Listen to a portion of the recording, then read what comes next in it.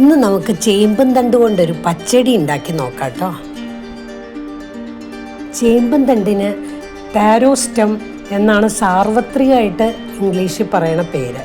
എങ്കിലും ഇതിൻ്റെ ശാസ്ത്രീയമായിട്ട് പറയണത് കൊളോക്കേഷ്യ സ്റ്റം എന്നാണ് കേട്ടോ.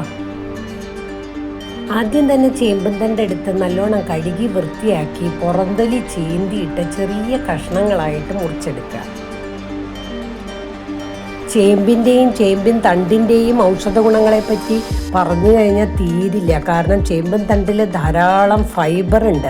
അതുകൊണ്ട് തന്നെ ഇത് ദഹന വ്യവസ്ഥയെ സഹായിക്കുന്നു. അതുപോലെ തന്നെ ധാരാളം ധാതു ലവണങ്ങൾ അടങ്ങിയിട്ടുണ്ട്. അതുകൊണ്ട് ഇത് കൊളസ്ട്രോളിനെ നിയന്ത്രിക്കുന്നുണ്ട്. അങ്ങനെ ഒരുപാട് ഗുണങ്ങളുള്ളതാണ് കേട്ടോ ചേമ്പിൻ്റെ തണ്ട്. അപ്പം നമുക്ക് ഈ ചേമ്പൻ തണ്ട് ചെറുതായിട്ട് അരിഞ്ഞെടുത്ത് നമുക്ക് കുക്കറിൽ വേവിച്ചെടുക്കാം.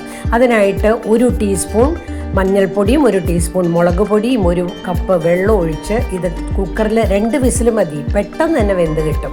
പിന്നെ നാളികേരം ചിരകിയതും 4 പച്ചമുളകും 1/2 ടീസ്പൂൺ കടുകും ചേർത്ത് നമുക്ക് നല്ലോണം അരച്ചെടുക്കാം. അരച്ചെടുക്കുമ്പോൾ വെള്ളത്തിന് പകരം 1 കപ്പ് തൈര് ചേർത്ത് അരച്ചെടുക്കുക. അപ്പോൾ ധാരാളം വെള്ളം ഇല്ലാണ്ടിരിക്കും. എന്നിട്ട് ഇത് ഒന്ന് പതപ്പിച്ചെടുത്താൽ മതി അടുപ്പത്ത്. എന്നിട്ട് പച്ച വെളിച്ചെണ്ണയും കരിവേപ്പിലയും ചേർത്ത് കഴിഞ്ഞാൽ കൂട്ടാൻ റെഡിയായിട്ടോ. വളരെ പെട്ടെന്ന് നമുക്ക് ഉണ്ടാക്കിയെടുക്കാവുന്നതാണ്. അപ്പോൾ ചേമ്പിൻ്റെ തണ്ട് കളയാണ്ട് ചൊറിയൊന്നും ഇല്ല കേട്ടോ. അതിനാണ് പുളിയുള്ള നല്ല തൈര് ചേർത്തിട്ട് നമ്മൾ അരച്ചെടുക്കണത്. നല്ല ടേസ്റ്റാണ്.